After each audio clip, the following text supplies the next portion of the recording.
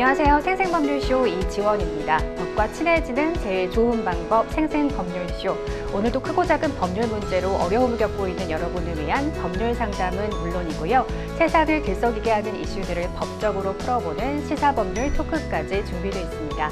법률과 관련해 궁금한 내용이 있으신 분들은 상담 전화 02-557-8295번으로 연락 주시거나 법률방송 홈페이지 접속 후 법률상담 게시판에 문의 남겨주시기 바랍니다.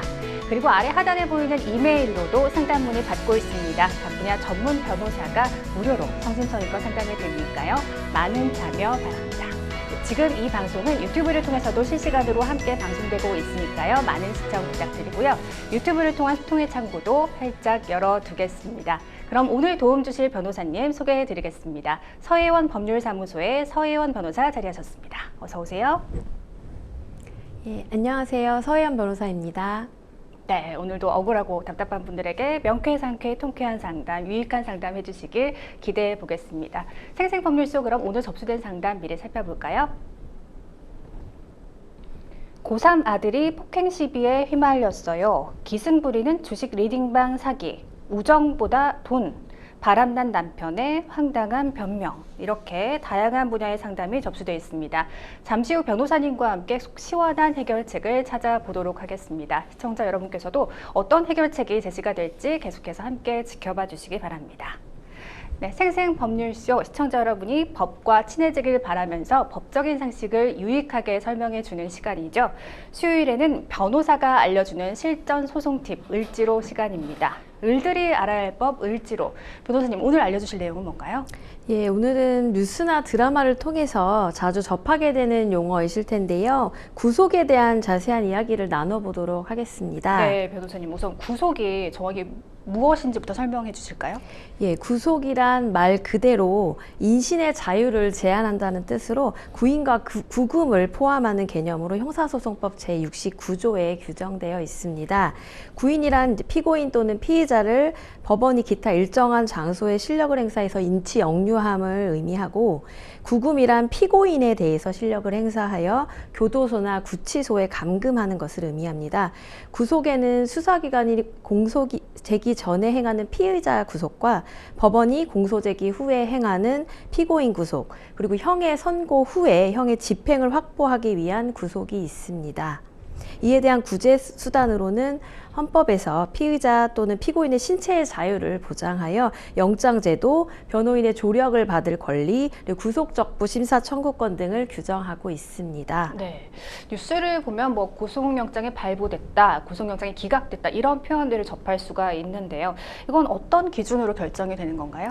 예, 구속영장은 크게 사후 구속영장과 사전 구속영장으로 나뉘는데요. 네. 사후 구속영장은 현행법으로 체포되거나 긴급 체포가 된 피의자를 대상으로 계속 구속 상태로 수사를 할 필요성이 있다고 판단될 경우에 수사기관에서 48시간 이내로 영장을 청구할 수 있습니다. 네. 반면 불구속 상태로 수사를 받던 피의자를 구속 수사해야 할 필요성이 생길 때에는 수사기관에서 법원에 영장을 청구하는 것을 사전 구속영장이라고 합니다. 이때 사법경찰관은 검사에게 영장 청구를 신청할 수 있고 최종적인 영장 청구권은 검사에게 있습니다. 검사가 법원에 청구한 영장에 대해서 관할 법원은 구속영장 발부 여부를 심사하게 되는 것입니다. 이처럼 검사의 영장 청구에 대해 법원이 영장의 필요성을 심사하는 과정을 구속영장 실질심사라고 하는데요. 검사가 해당 피의자에 대해 구속영장을 청구하게 되면 판사는 피의자를 법정에 출석하여 신문을 하게 됩니다. 통상적으로 구속영장은 법에서 정한 구속사유가 있어야 가능합니다. 피의자가 죄를 범하였다고 의심할 만한 상당한 이유가 있고 일정한 주거가 없는 때, 증거인멸의 염려가 있는 때, 도망하거나 도망할 염려가 있는 때 발부되기 때문에 통상 변호인은 피의자에게 법에 정한 구속사유가 없다라는 취지의 주장을 하게 됩니다. 만약 피의자가 주거 부정, 그리고 증거인멸 염려, 도망 염려가 없는 경우라면 구속영장 청구가 기각될 가능성이 있는 것이지요. 통상 죄질이 매우 중대하거나 범죄의 증거가 상당히 명백한 경우에는 일반적으로 피의자에게 당연히 증거를 인멸한 가능성이나 도망 우려가 높다고 보기 때문에 영장 발부 확률이 높은 것입니다. 반대로 증거가 부족하거나 방어권 보장을 위해서 불구속 수사가 필요하다고 인정될 경우에는 영장 발부가 기각되는 경우도 있습니다. 따라서 어떠한 방어 자료를 변호인과 그 피의자가 재판부에 소명하고 제출하느냐에 따라서 영장 발부 여부가 갈리게 되는 것입니다. 네, 이 구속영장 실질 심사, 간결하게 구속영장 심사라고 해도 될 텐데 실질이라는 용어가 붙었단 말이죠. 이 구속영장 실질 심사 이렇게 지칭하는 이유가 있을까요? 예, 과거 구형사소송법에서는 피의자를 신문하지 않고서 즉 서면 심사로 이제 수사 기록만 보고 영장 발부 여부를 결정하였는데요. 97년도에 형사소송법이 대폭 개정되면서 피의자를 직접 판사가 대면하고 신문해서 구속의 필요성이 있는지를 심사할 수 있게 되면서 형식적 심사에서 실질적 심사로 하겠다는 그 고려를 표현하여 대법원 재판 예고에 따라 영장실질심사라는 표현을 사용하고 있습니다. 네, 그렇군요. 그럼 이러한 구속영장 실질심사는 무조건 거쳐야 하는 건가요?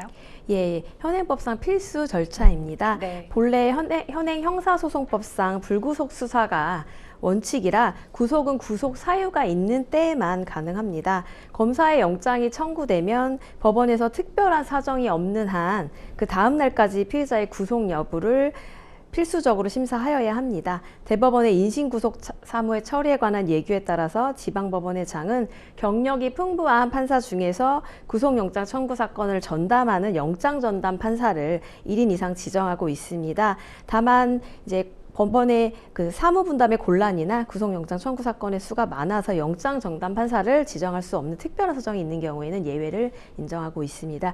실제로 이제 소규모 법원에서는 영장정담 판사가 실제로 따로 없는 경우가 있고 그 네. 법원 소속 판사님들이 당직을 정해서 신문을 맡기도 하고요. 다음 법원에 따라서 사정에 따라서 구속영장 청구 사건을 맡은 법관은 다른 그 업무를 겸할 수는 있으나 특별한 사정이 없는 한 피의자 신문을 하는데 장애가 되는 재판 업무에서는 이제 배제되는 조항이 있습니다. 네.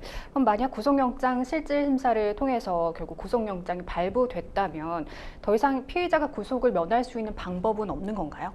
예, 구속된 피의자 또는 그 변호인, 법정 대리인, 배우자의 직계 친족, 그리고 형제자매나 가족, 동거인 또는 고용주는 관할 법원에 체포 또는 구속의 적부심사를 청구할 수 있습니다. 네. 형사소송법 제214조의 1항에 규정되어 있습니다. 구속적부심사는 영장실질심사를 거쳐서 체포되는 구속된 피의자에 대한 체포 또는 구속이 과연 합당했는지 그 적부를 다시 한번 판단해 달라는 절차입니다. 피의자 등의 청구에 따라 법원이 다시 심사를 하고 석방 여부를 결정하는 절차인데요. 피의자가 이를 청구할 권리는 국민의 기본권으로 헌법에 규정되어 있는 권리입니다. 당사자 외에도 가족 등 당사자와 일정한 관계에 있는 자에게도 청구권이 있습니다. 따라서 피의자를 체포하거나 구속한 검사 또는 경찰관은 체포 또는 구속된 피의자와 그 외 청구권자 중에서 피의자가 지정하는 자에게 체포, 구속, 적부심사를 청구할 수 있음을 고지하여야 합니다. 네. 그렇다면 이 구속적부심사의 판단 기준도 구속영장 실질심사와 동일한 건가요? 예, 법원은 구속 적부심사 청구가 이유 없다고 인정한 때에는 결정으로 이를 기각하고 이유가 있다고 인정한 때에는 결정으로 체포 또는 구속된 피의자의 석방을 명하여야 합니다. 근데 또한 청구권자 아닌 사람이 청구하거나 동일한 구속영장의 발부에 대해서 재청구를 한 때 또는 공범이나 공동피의자의 순차 청구가 수사방해를 목적으로 함이 명백한 때에는 신문 없이 결정으로 청구를 기각할 수도 있습니다. 구속영장실질심사와 차이가 있다면 구속적부심의 경우에는 보석과 비슷하게 보증금 납입 조건부 피의자 석방제도가 있다는 것입니다. 즉 법원은 증거인멸 우려가 있거나 피해자 등에게 해를 가할 우려가 있는 때를 제외하면 구속된 피의자에 대하여 피의자의 출석을 보증할 만한 보증금의 납입을 조건으로 석방을 명할 수 있습니다. 다만 보증금 납입 조건부 석방 결정을 하는 경우에는 주거의 제한, 법원 또는 검사가 지정하는 일시나 장소에 출석할 의무 또는 기타 적당한 조치를 부과할 수 있고 이때 보석 조건의 결정 시 범죄 성질이나 죄상, 피고인의 전과 등 형사소송법 99조에 규정된 고려사항을 고려하며 집행 절차도 보석의 조건을 이행한 후가 아니면 집행할 수 없도록 하고 있습니다. 또한 기가 또는 석방 중 어떠한 결과가 나오더라도 이에 대한 항고는 허용되지 않고 있습니다. 네, 실제로 구속 적부 심사를 청구한 피의자가 석방되는 경우가 많은가요? 예, 사법연감 매해 발간되는 사법연감을 보면요. 네. 2012년도부터 2017년도 상반기까지 석방률이 평균 17% 정도로 집계되었습니다. 네네. 다만 2년 전인 22년의 경우에는 대폭 석방률이 낮아져서 6.5%에 불과했습니다. 변호인이 있는 경우에는 그나마 12.3%의 사건에서 석방이 되었으나 변호인이 없는 경우에는 3%로 더 낮은 확률이 석방됨을 알 수 있었습니다. 이는 구속 적부심의 석방 비율이 상당히 낮다는 것을 의미하고요. 법원의 영장 발부 후에 사정 변경, 피해자가 있는 범죄에서 피해자와 합의를 하거나 아니면 피해 회복, 피해자 처벌 불원 의사 등이 있는 경우, 피해자에 대한 공탁을 하는 경우 등이 있는 게 아닌 이상은 피의자를 석방하는 것은 곧 법원이 애초에 영장을 발부한 것이 잘못됐다고 자인하는 결과가 될 수 있기 때문에 굉장히 신중하고 또 그 인용률이 낮을 수밖에 없는 측면이 존재합니다. 네, 무엇보다도 애초에 구속당할 일을 만들지 않는 게 중요하겠죠. 오늘 내용 알아만 두고 실제로 적용할 일은 정말 없어야겠습니다. 을들이 알아야 할 법 을지로 다음 시간도 기대해 주시기 바랍니다. 여러분은 생생법률쇼와 함께하고 계십니다.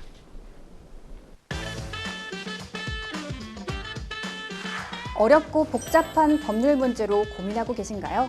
그렇다면 생생법률쇼가 도와드리겠습니다.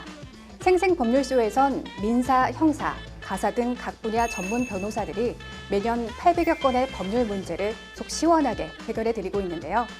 그럼 무료로 법률 상담을 받을 수 있는 3가지 방법, 지금부터 소개합니다. 첫째, 02-557-8295번으로 전화해 법률 상담 신청을 한다. 둘째, 법률방송 홈페이지에 접속해 법률 상담 게시판에 사연을 올린다. 셋째, 지금 화면에 나오고 있는 이메일 주소로 사연과 연락처를 보낸다. 속 시원한 법률 상담 프로그램 생생법률쇼. 지금 바로 상담 신청하세요.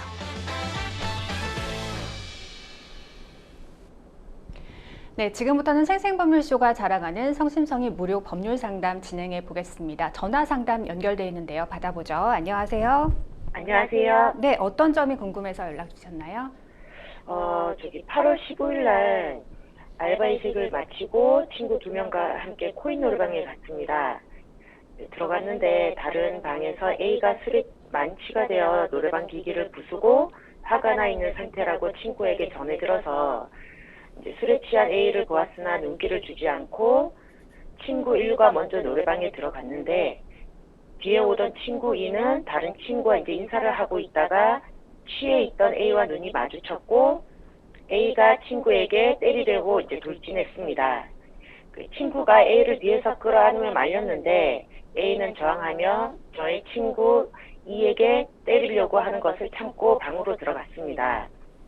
그런데 A가 방 문을 열고 또다시 친구 E에게 욕을 하며 때리려고 해서 다른 친구가 A를 뒤에서 안으며 말렸습니다. 계속 흥분한 상태에 A를 잠시 피하는 게 좋을 것 같아서 그곳에 한 6분 정도 나갔다 돌아왔는데 저희 방 앞에 노래방 앞에 A는 기다리고 있었고 저와 눈이 마주쳤습니다. 그러자 뭘 보냐며 욕을 하고 계속 시비를 걸었습니다.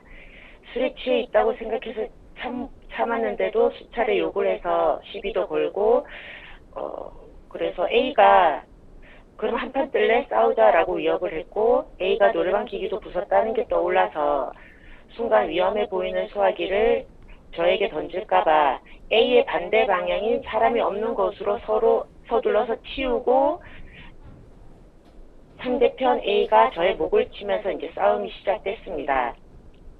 문턱에 걸려 넘어지면서도 저의 얼굴과 턱, 목 2차례 주먹으로 때렸고요. 넘어져서도 지속적으로 폭력을 쓰려는 A를 제지하고자 발로 몸을 누르며 방어했습니다. 그 이후 A가 일어나면서 저에게 레슬링 태클 기술을 걸었고 저는 모서리에 허리를 부딪혔습니다. 그러면서 저를 계속 넘어뜨리려고 하는 것을 방어하려고 배 쪽을 잡았습니다. 주변 사람들이 말려서 손을 놓았으나 A가 또 다시 고개를 들고 제 목을 졸랐습니다. 사람들이 다시 A를 말렸고 A가 손을 놓았습니다. 저는 이후 더 이상 싸우고 싶지 않아서 아무런 행동도 하지 않고 밖으로 나갔습니다. 나와 있는 저에게 A가 머리로 제 이마를 강하게 박으면서 이게 맞냐 하면서 욕을 했습니다. 옆에 있던 친구들의 제지로 A가 밖으로 나가는 와중에도 계속 욕설을 하고 시비를 걸었지만 참아내고 친구들과 노래방을 나왔습니다. 나온 이후에도 A는 갑자기 말도 안 되게 저에게 소화기로 맞았다면서 넌 이제 특수폭행이야 잘 가라 라며 욕을 했습니다. 싸우기 전 소화기를 나에게 위협을 가할 것 같고 위험할 수 있는 물건이라 생각해 A가 있는 오른쪽이 아닌 왼쪽 반대편 벽으로 치운 후 싸움이 시작되었고 저는 소화기로 때린 적이 전혀 없기에 그런 말 하지 말라고 하며 싸움은 끝났습니다.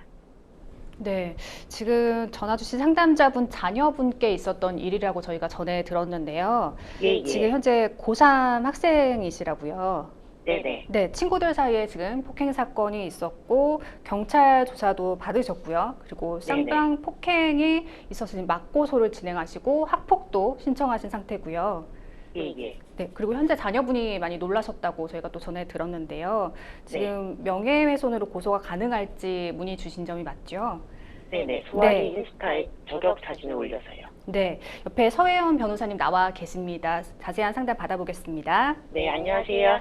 예, 안녕하세요. 서혜연 변호사입니다. 일단 아드님께서는 좀 많이 다치시지는 않았나요? 좀 걱정스러우시겠어요. 예, 저희도 2주 진단 받았어요. 2주 진단서를 받은 상태인가요? 그러면은 네네. 그 가해 학생도 지금 학폭위 과정이라든지 경찰서에 상해 진단서를 제출을 한 상태인가요? 네네. 몇 주 정도 상해 진단서를 제출한 것일까요? 2주요. 2주. 예, 일단 제가 제작진 분들로부터 미리 영상을 받아서 일부 확인은 했습니다. 다만 이제 네네. 방송에서는 다른 이제 학생들의 모습이 있기 때문에 개인정보나 프라이버시 문제로 이제 송출이 어려워서 제가 미리 보고 좀 상담을 드리겠습니다.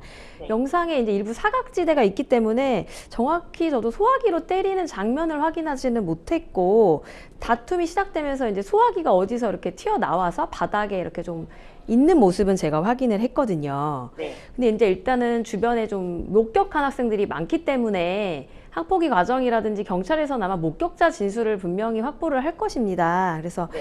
만약 근데 이제 일단 지금 아드님께서는 소화기로 때린 것은 아니다라는 이제 주장을 하고 계신데 또 반대로 이제 목격자들이 대다수 뭔가 소화기를 들고 상해를 가하는 모습을 확인했다라는 진술이 나온다면 조금 아드님께는 불리한 입장에 처하지 않을까라는 생각이 일단 들고요.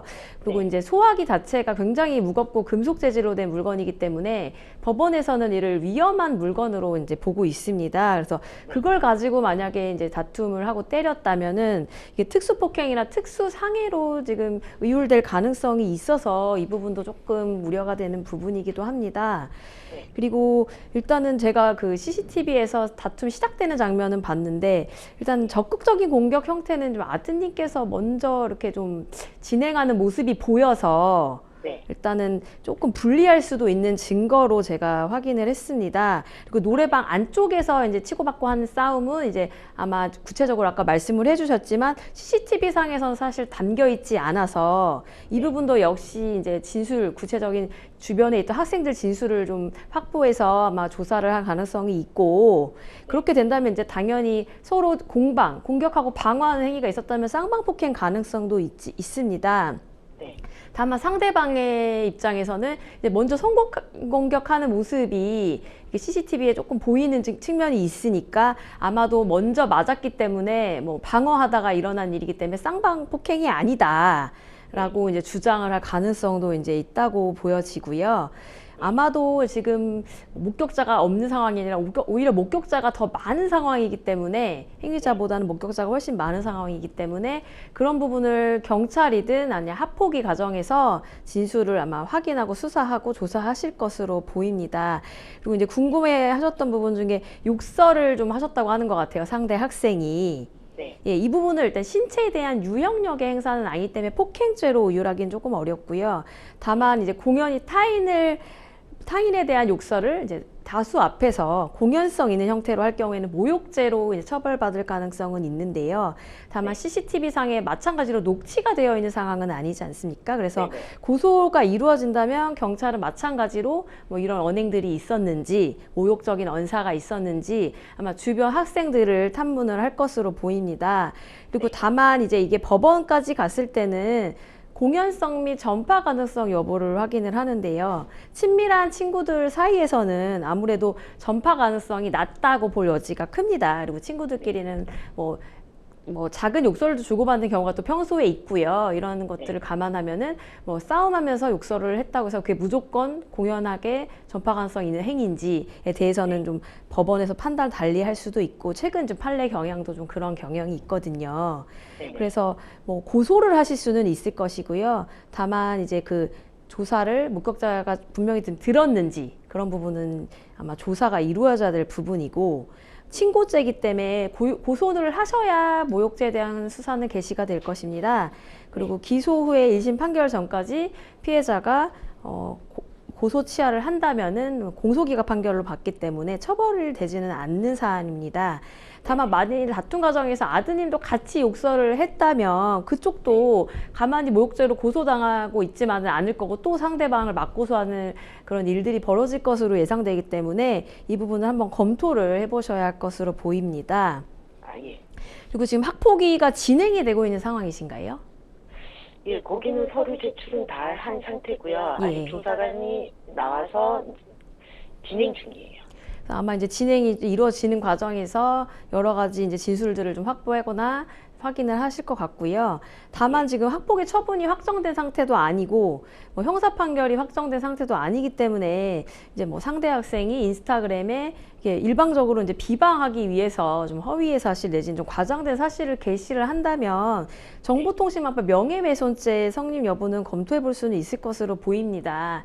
다만 이게 지금 너무 감정이 격화되다 보니까 서로 맞고소, 뭐 맞학복 계속 이렇게 좀 번갈아 가면서 이루어지신 경우에는 나중에 사실 화해하기가 더 어려워지실 수가 있어요. 그래서 일단은 좀 화해하고 서로 뭐 치료비를 조금 배상을 해주시고, 뭐 당연히 학폭위나 이런 데 탄원서나 반성문 등이 좀 제출되면 좋을 것 같은데, 일단 당사자들끼리 화해를 해야 아마 학폭위에서도 그런 것들을 감안하기 때문에 저는 이거를 조금 감정 싸움이나 이제 형사고소 등으로 비화시키기보다는 조금 좀 원만하게 합의를 했으면 좋겠다라는 일단 조언을 드립니다. 아, 네. 또 궁금한 사항 더 있으실까요? 아, 예. 그 인스타에 이제 그 소화기 사진 올린 거요. 참고인 조사할 때 전화로도 가능한가요? 참고인 조사는 보통은 뭐 경찰 내지는 뭐 수사기관에서 판단을 하시기는 하는데요. 학생들이다 보니까 학교를 빠지고 나와서 조사하는 게 또 사실상 어렵지 않습니까? 그래서 아마 전화로 하시는 경우도 있고요. 만약 뭐 수업 끝나고 협조가 된다면은 그 당사자들을 목격한 사람들을 불러서 진술을 할 수도 있습니다. 아, 예, 그렇습니까? 그러면 예. 제가 제출한 서류 중에서 정보통신망 명예훼손이랑 관련 있는 서류를 선별한다고 하면 뭐가 있을지 좀 궁금합니다.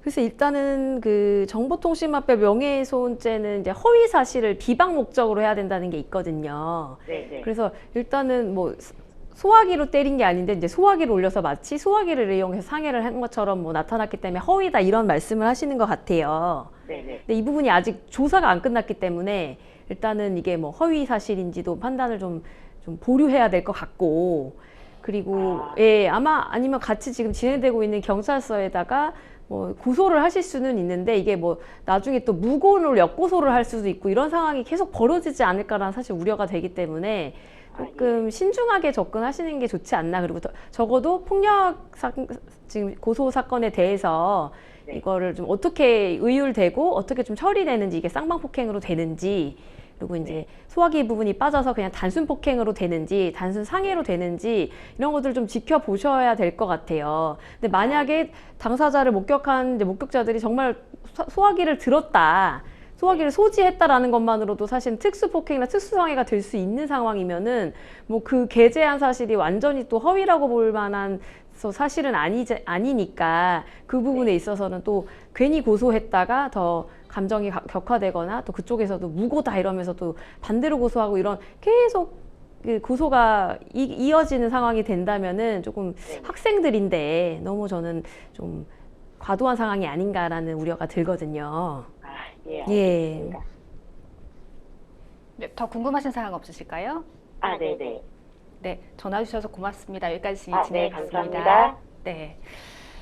사실 이게 변호사님 말씀해 주신 대로 학교의 친구들 사이에서 일어난 폭행 사건이기 때문에 사실 합의가 가장 합리적인 선택이 아닐까 싶긴 한데요. 그래도 좀 친구들 사이에 감정이 격해지다 보니까 원만한 합의가 참 어려운 상황인 것 같긴 예. 해요. 어떻게 보세요? 일단은 학폭위 처분은 학생부의 기자가 되고 이게 나중에 이제 수시나 대입 평가에서 굉장히 부정적인 요소로 네네. 작용될 수 있는 것이 사실입니다. 그래서 지금 모두 고3 학생들이다 보니까 장래에 일단 중요한 입시를 앞두고 있는 상황이지 않겠습니까? 그래서 일단은 그런 부분에 있어서 서로 원만하게 좀 화해하고 잘못이 있다면 진정성 있는 사과를 통해서 좀 조기에 마무리되는 것을 가장 저는 권유하고 싶습니다. 그리고 지금 고3 학생들은 나이상 지금 형사 미성년자가 아닙니다. 그래서 이 지금 상해나 이런 것들이 좀 과격하다고 수사기관에서 보거나 법원에서 판단을 한다면은 네. 일단 소년법상 법원의 소년 보호 처분을 받을 수도 있고 법원 소년부로 이제 일단 갔어도 법원의 소년부 판사님께서 심리를 해보니까 아 이건 좀 죄질의 양상이 안 좋다. 학생들이라고 해도 너무 과도하다라고 본다면은 이게 금고 이상의 형에 해당되는 범죄 사실이다라고 보신다면은 검찰에 다시 송치를 해가지고 형사처벌을 받을 가능성도 배제하기는 좀 어렵습니다. 그래서 서로 간의 고소를 통해서 형사 문제로 격화시키시기보다는 진정성 있는 사과를 통해서 미리 이제 좀 사태를 진정을 시키고 수사기관에도 서로 화해하고 서로 용서하겠다는 그런 처벌 의사가 개진된다면은 굳이 경찰에서도 지금 장래에 굉장히 이제 총망한 그런 학생들에 대해서 형사처벌을 하기보다는 이제 송치를 안 한다거나 아니면 기소유예, 검찰에서는 기소유예 처분을 할 수도 있는 것이기 때문에 일단은 적절한 민사배상과 치료비 등을 좀 지급을 서로 하시고 사과하셔서 학폭이랑 그런 형사고소 처분을 좀 그 고소를 좀 치하하셔서 문제를 좀 원만하게 해결하시는 것을 권해드리고 싶습니다. 그러니까 여기 학폭이라고 생기부에 기재되면 평생 좀 부정적인 꼬리표가 따라다니긴 예, 하더라고요. 맞습니다. 네, 좀 궁금한 점은 지금 가해자, 피해자 모두 이주 진단을 받았단 말이죠. 그러니까 엄청 뭐 크게 다친 경우는 아닌 걸로 보여요. 근데 이런 경우 쌍방폭행이 인정될 것으로 보이나요? 일단은 지금 치고받는 모습이 CCTV상 명확하게 드러나진 않지만 어쨌든 그 노래방 룸 공간 안에서 이렇게 많은 싸움이 있었던 것으로 보입니다. 그래서 네네. 굉장히 구체적인 진술을 아까 해주셨고 또 옆에 학생들이 이제 영상에 보면 옆에 한 4-5명의 학생들이 그걸 계속 목격을 하고 있거든요. 네. 그래서 아마 누가 누구를 어떻게 때렸는지에 대한 진술들을 분명히 수사기관에서 확보를 하게 되면은 뭐 쌍방폭행으로 이율될 가능성도 있고 다만 이제 정말 소화기를 사용해서 네.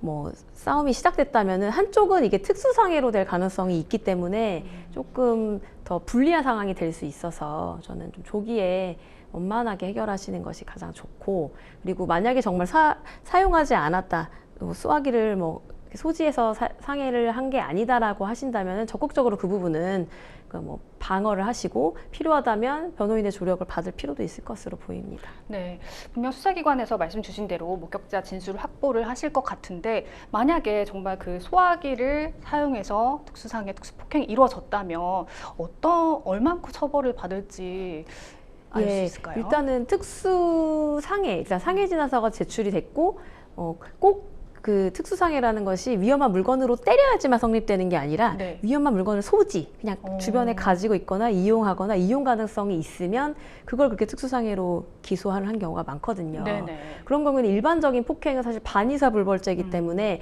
뭐 당사자랑 원만하게 합의가 되면 처벌이 되지 않는 범죄지만 특수상해나 특수폭행은 그렇지가 않기 때문에 훨씬 형량이 높아집니다. 그래서 네. 실제로 뭐 징역형이 선고되는 경우도 있고 또 최소한 벌금형 이상은 선고받을 수 있는 사안이기 때문에 일단 원만한 합의를 하시는 것이 가장 좋을 것으로 생각됩니다. 네. 어쨌든 친구들 사이니까요. 그래서 예. 원만한 합의를 깨보시면 좋을 것 같습니다. 자, 이번에는요. 법률방송 이메일을 통해 들어온 여러분의 고민을 해결해 드리겠습니다. 어떤 내용인지 보실까요? 300만 원 투자 시 3천만 원의 수익을 보장한다는 광고 문자에 이끌려 들어간 주식 리딩방에서 2억이 넘는 돈을 투자했다 사기를 당했습니다. 결국 그동안 얻은 수익을 인출해주겠다던 사기꾼들이 연락이 두절되고 나서야 사기를 당했다는 걸 깨달았습니다. 현재 경찰에 신고는 했지만 2달 가까이 사기꾼을 못 찾고 있는 상황인데요. 범인이 특정돼야 법적인 조치를 취하든 할 텐데 계속 이렇게 시간만 흐르니 정말 답답할 노릇입니다. 현재 가족들은 이 사실을 전혀 모르고 지인들에게 벌써 빚 독촉이 들어오고 있는데 이런 상황에서 제가 별도로 취할 수 있는 조치는 없을까요? 지금 상황에서 변호사를 선임하는 것이 실익이 있을까요? 하고 문의 주셨습니다. 사실 요즘 정말 많은 문의가 들어오는 것 같습니다. 전형적인 주식 리딩방 사기 수법에 당하신 것 같은데요. 경찰에 신고는 했지만 아직 범인이 특정이 안 된 상황인 것 같습니다. 현재 상황에서 상담자께서 돈을 찾을 수 있는 방법이 있을까요? 일단은 피해자께서 경찰에 고소장은 제출을 하신 상태로 보입니다. 네. 온라인 리딩방의 사기범들은 주로 가명을 사용하거나 해외 IP를 사용해서 접속을 한다든지 대포 통장, 대포 휴대폰 등을 사용하기 때문에 각종 이제 피싱 범죄나 코인 사기와 같은 온라인 범죄의 특성과 마찬가지로 피해자들의 특정이나 그 신변을 확보하는 것이 굉장히 수사에서 난항을 겪고 있습니다. 그래서 또 이런 범죄 단체들을 조직을 해서 해외에 소재를 한다든지 아니면 조직적으로 주도 면밀하게 사기 범행을 이렇게 나누어서 진행을 하기 때문에 피해 규모가 굉장히 크고 또 경찰 수사에서 조금 어려움을 초래할 정도로 이렇게 점조직으로 형태 운영되는 경우도 있습니다. 네. 그래서 일단은 피해 규모가 큰 만큼 경찰 수사 결과를 좀 기대해 봐야 할 것으로 보이고요. 피해자가 특정돼서 구속 수사나 징역형의 실형 판결이 예상된다면은 그 과정에서 형을 감축시키기 위해서 형사 합의나 형사 공탁 등을 시도할 가능성이 있고, 물론 사기라는 불법 행위에 대한 민사적인 손해배상 청구도 별도로 가능을 하십니다. 다만 이제 범인을 검거해서 형사 재판이 실제 진행이 되더라도 범죄 수익을 이미 다 탕진을 해버렸다거나 아니면은 찾기 어려운 방식으로 은닉을 해버렸다면은 되돌려받기 어려운 경우가 굉장히 많이 있는 것이 현실입니다. 네. 우선 리딩방의 특성상 다수 피해자들이 있고 피해 규모가 굉장히 클 것으로 예상되기 때문에 범인 특정이 시급하고 수사기관에서 검거를 위해 노력을 하고 있을 것으로 보이는 상황이기는 합니다. 네. 한순간에 2억이라는 큰 돈을 잃었습니다. 상심이 크실 것 같은데요. 이 상담자님께서 지금 상황에서 변호사를 선임하는 것이 실익이 있을지 여쭤보셨습니까? 어떻게 보십니까? 예, 일단 경찰에 고소장 제출은 상태이시고 네. 일단은 사기 피해자 특정이 어려운 상황으로는 보이는데 고소장이나 고소장에 첨부된 그 각종 자료를 통해서 수사기관에 대해서 본인이 알고 있는 그 범죄단체 내지는 피의자의 정보나 사건 내용 그리고 사건의 다른 피해자를 알고 있다면 그분들의 관련 제보 등을 같이 함께 제출하셔서 충분한 정보 제공이 이루어졌다면은 아마 경찰의 수사 결과를 기다려 보시는 것이 가장 좋고, 만일 고소 시에 좀 누락된 정보가 있다 아니면 사건 내용을 잘 정리해서 제출하지 못했다 이런 상황이라면은 이제 그런 역할을 해주실 고소 대리인으로 변호사를 선임하셔서 변호사의 조력을 받아서 피해자로서 수사기관의 수사에 최대한 협조하시고 진술을 하시고 이런 부분이 필요하고요. 수사가 다소 미진할 경우에도 또 수사에 대한 정당한 의견 개진을 통해서 수사기관에 보다 적극적인 수사를 촉구할 수 있기 때문에 본인의 지금 현 상황상 좀 미진한 부분이 있다 하면 변호사를 선임하시는 것도 방법이 될 수 있을 것으로 보입니다.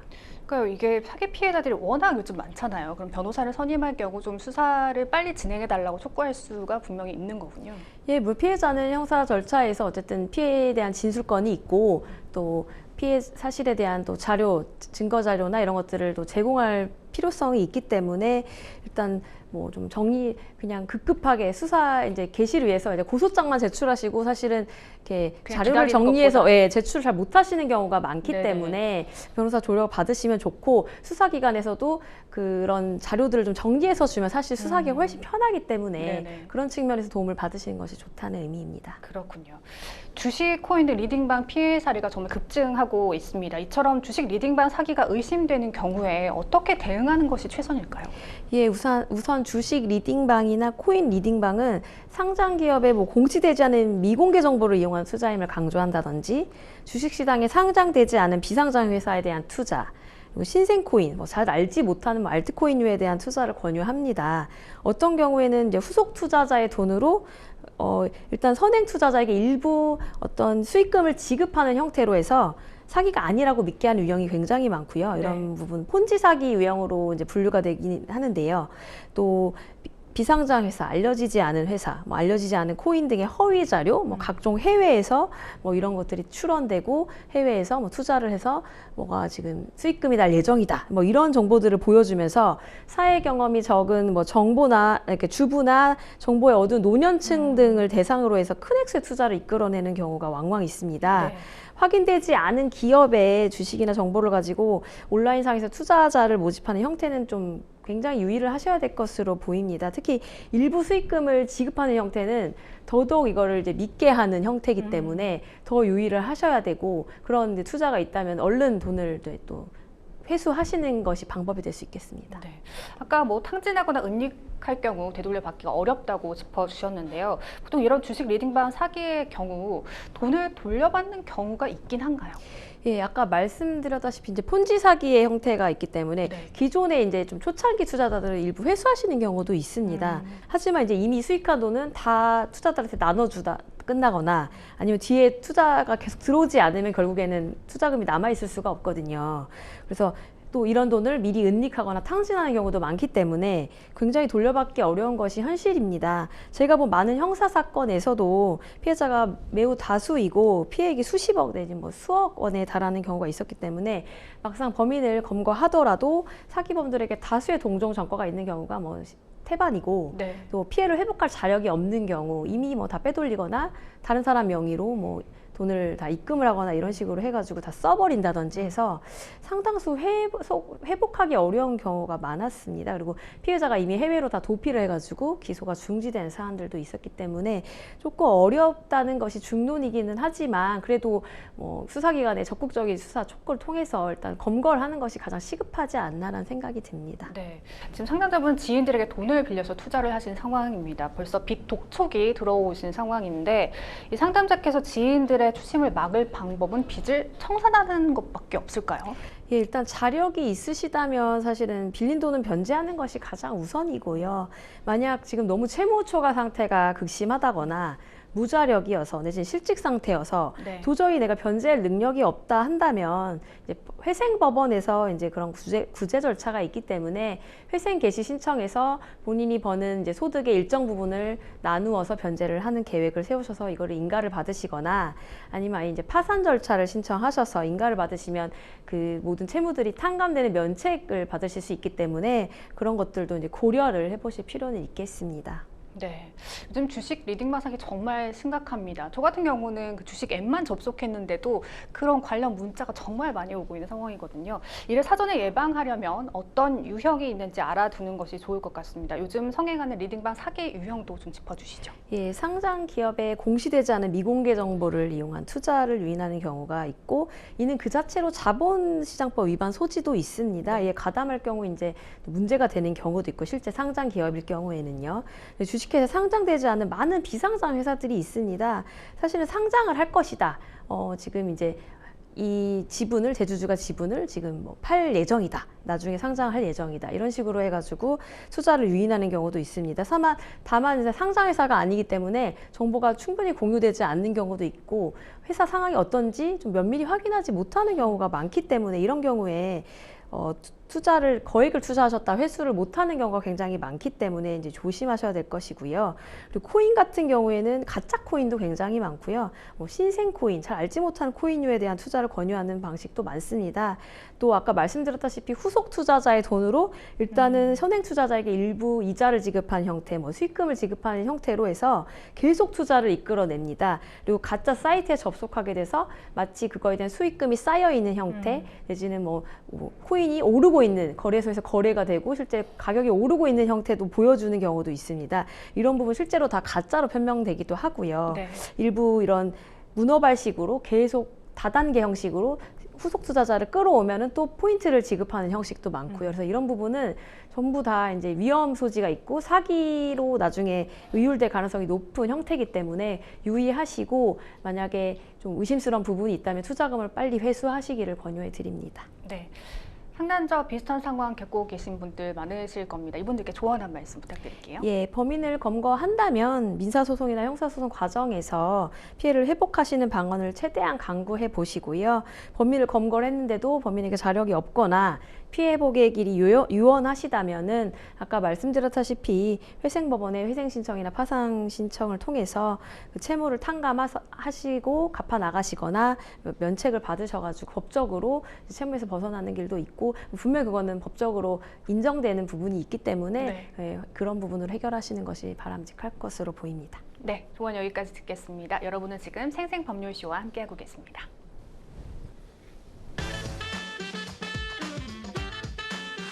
어렵고 복잡한 법률 문제로 고민하고 계신가요?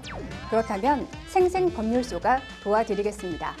생생법률쇼에선 민사, 형사, 가사 등 각 분야 전문 변호사들이 매년 800여 건의 법률 문제를 속 시원하게 해결해 드리고 있는데요. 그럼 무료로 법률 상담을 받을 수 있는 3가지 방법, 지금부터 소개합니다. 첫째, 02-557-8295번으로 전화해 법률 상담 신청을 한다. 둘째, 법률방송 홈페이지에 접속해 법률 상담 게시판에 사연을 올린다. 셋째, 지금 화면에 나오고 있는 이메일 주소로 사연과 연락처를 보낸다. 속 시원한 법률 상담 프로그램 생생법률쇼. 지금 바로 상담 신청하세요.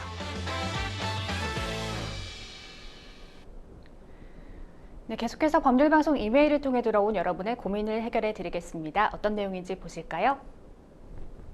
저희 부부는 13년이 지난 최근까지 친하게 지내던 친구 부부가 있습니다. 함께 여행도 가고 술자리도 종종 즐겼는데요. 그런데 그 부부가 아파트를 매매하면서 급전이 필요하다고 해서 8천만 원을 빌려줬습니다.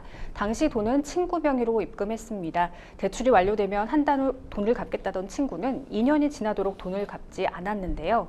결국 그 친구는 운영하던 가게 상황이 어려워지면서 가게를 정리하고 빚만 떠안은 채 아내와 이혼을 했습니다. 친구 앞으로 된 재산은 없어 말 그대로 빈털터리가 된 건데요. 다만 당시 구매한 아파트는 친구 아내 명의로 매매를 했던 상황이라 아내에게 그 아파트를 주고 이혼했다고 합니다. 그런데 그 아파트는 제가 돈을 빌려준 시기에 매매 계약이 된 건데요. 제가 돈을 빌려줘서 아파트를 살 수 있었던 겁니다. 하지만 친구는 제 돈을 떼먹고 잠적했고 이혼한 아내는 본인과는 상관없는 일이라며 제 연락을 피하는데요. 아파트의 근저당권 설정이 가능할까요? 채무자와 근저당권자를 모두 친구 아내로 해서 떼인 돈을 받을 수는 없는지 궁금합니다 하셨습니다. 네, 가까운 사람들에게 호의를 베풀었는데 결국 악의로 돌아오는 경우, 이런 일들이 너무 흔하게 일어나서 마음이 더 좋지 않은 것 같아요. 예, 이는 주변에서 많이 일어나고 있는 전형적인 차용금 사기 유형입니다. 네. 당시 이제 채무 초과 상태에 있는 등 돈을 갚을 능력이나 돈을 갚을 의사가 전혀 없었음에도 차용을 하고 갚지 않는 경우에도 사기죄가 성립될 수 있습니다. 따라서 형사고소를 하는 방안이 우선 검토를 해보시면 좋을 것 같습니다. 네, 친구에게 입금한 돈이 집을 매매하는 데 사용된 것으로 추정이 됩니다. 친구 아내가 공동 채무자는 될 수 없을까요? 우선은 공동 채무자로 차용증을 같이 쓰시거나 친구의 아내가 친구의 연대보증인으로 입보를 한 상태가 아니라면은 일단은 기본적으로 법적 책임을 묻기는 다소 어렵습니다. 네. 다만 이제 부부의 일방이 일상가사 대리권을 행사한 경우라면은 구체적인 경우나 사례에 따라서 일상가사 채무로 연대 책임을 지는 경우는 있습니다. 네, 말씀 주신 대로 부부가 연대해서 채무를 갚아야 하는 경우인 일상가사 채무에 대해서 알려주실까요? 예, 민법 제827조의 부부간의 가사 대리권에 대해서 규정을 하고 있는데요. 네. 부부는 일상의 가사에 관하여 서로 대리권이 있습니다. 전항의 대리권에 관한 제한은 선의의 제3자에게 대항을 하지 못합니다.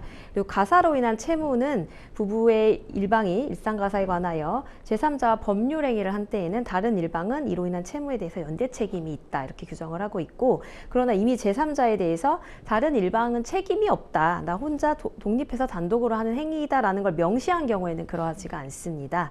그리고 대법원에서는 이런 금전 차용 행위도 금액, 차용의 목적, 실제 지출한 용도, 그리고 기타의 사정 등을 고려해서 그것이 부부의 공동생활에 필요한 자금 조달을 목적으로 하는 것이었다면 일상가사에 속한다고 보아야 하기 때문에 아파트의 구입 비용, 명목으로 차용한 경우 그와 같은 비용의 지출이 부부 공동체를 유지하기 위해서 필수적인 주거 공간을 마련하기 위한 것이었다면은 일상가사에 속한다라고 본 판례가 있습니다. 네, 지금 문의 주신 대로 친구와 이혼한 전 아내의 재산에 근저당권 설정은 가능할까요? 일단 근저당권이라는 것은 채권자와 채무자 간의 근저당권 설정 계약이 있어야 가능한 것이어서 네. 일방적인 근저당권 설정은 어렵고, 만약 뭐 친구나 친구의 아내가 그런 부분을 시인을 해서 일단 재산의 담보 설정으로 근저당권을 해주겠다, 뭐 이런 경우라면 가능하겠지요. 네, 친구가 만약 빚을 갚지 않으려고 전 재산을 아내에게 넘기고 빚을 안고 이혼했다면 법적으로 문제는 없을까요? 이런 경우 좀 위장 이혼에 해당될 것 같은데요.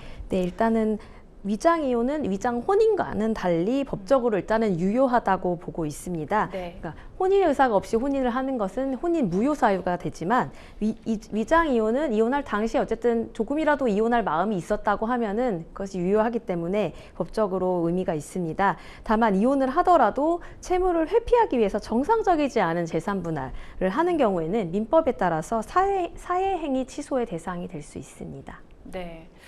이 상담자가 친구 부부에게 빌려준 돈 8천만 원을 받기 위해서 어떻게 해야 될까요?